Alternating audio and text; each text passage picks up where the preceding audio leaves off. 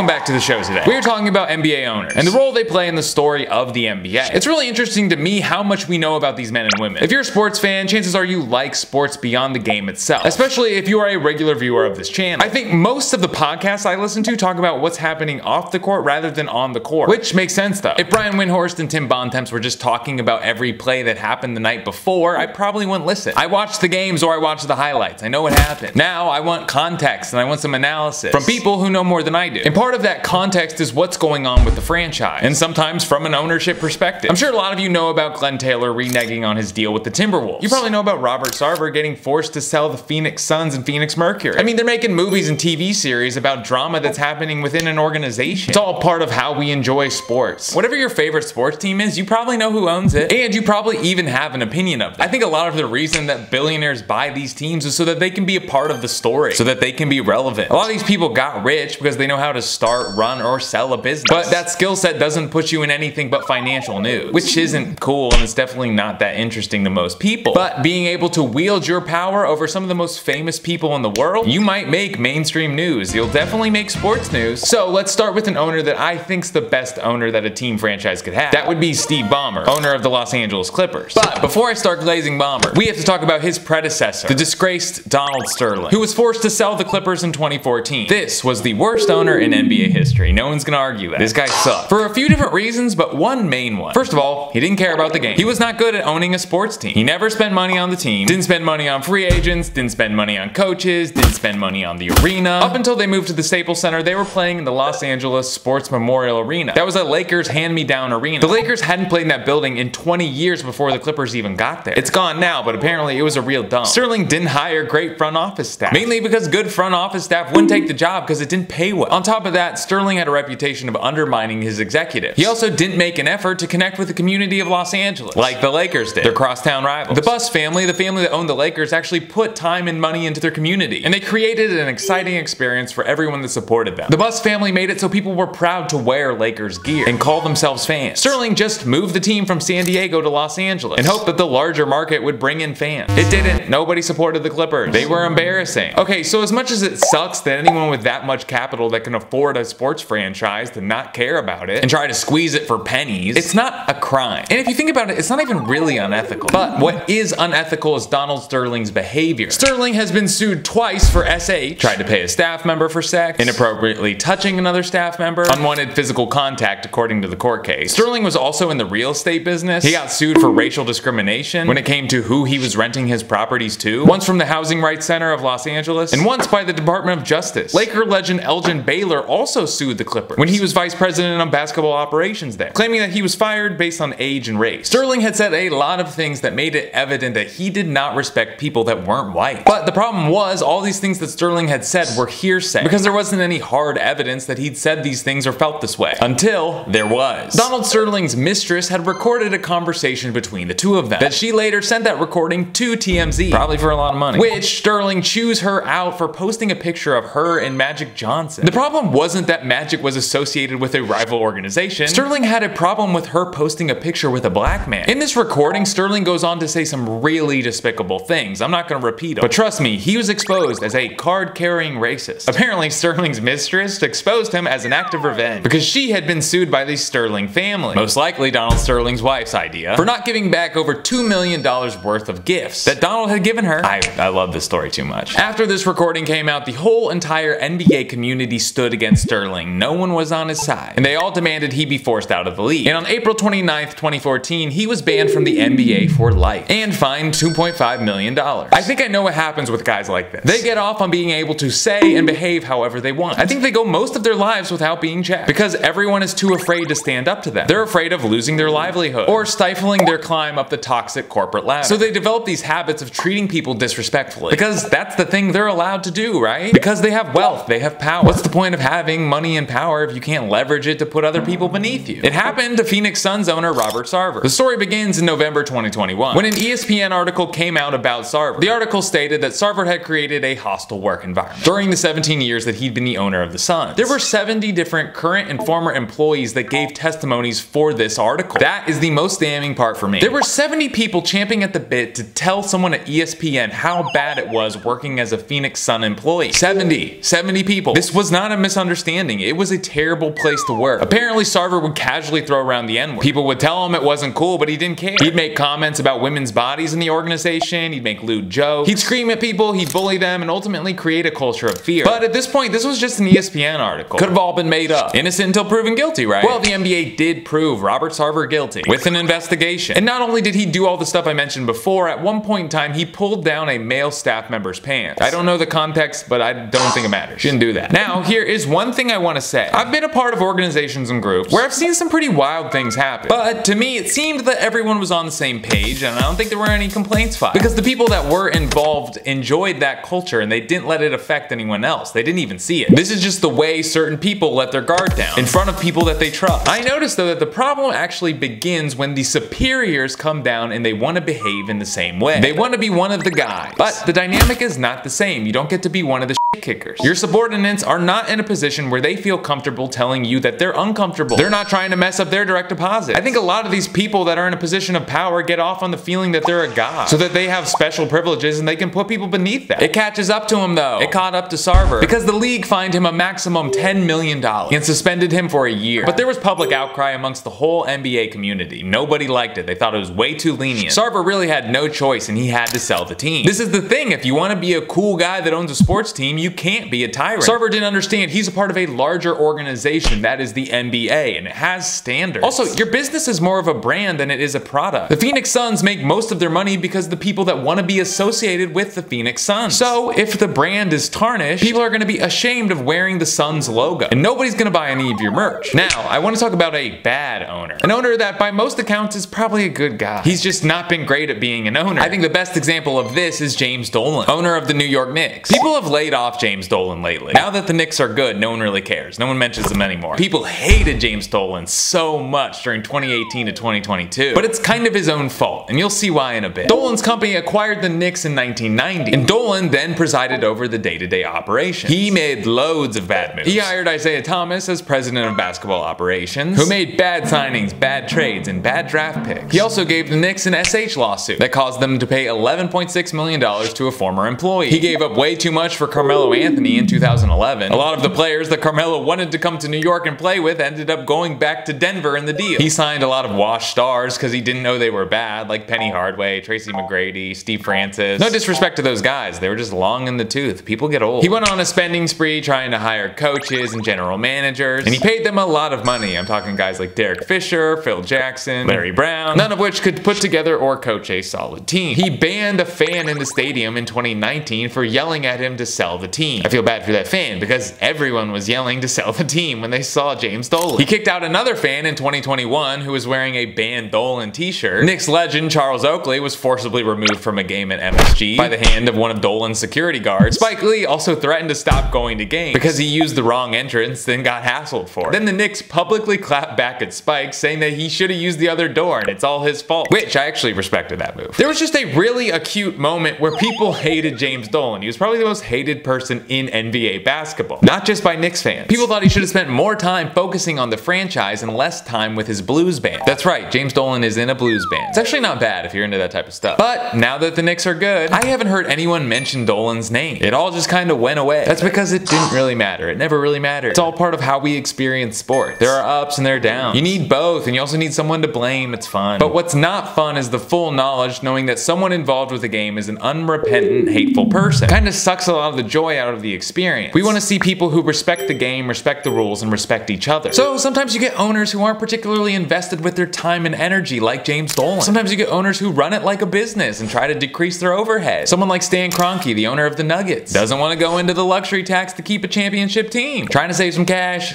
Can't say I don't get it. But then you've got guys like Robert Sarver and Donald Sterling, who use their ownership as a tool to leverage power. Alright, I think I'm gonna do another video on good owners. I never got to Steve Ballmer, so I'm sorry. Like the video. I actually am begging. Please like the video. It helps so much. Or dislike the video. I don't think it matters.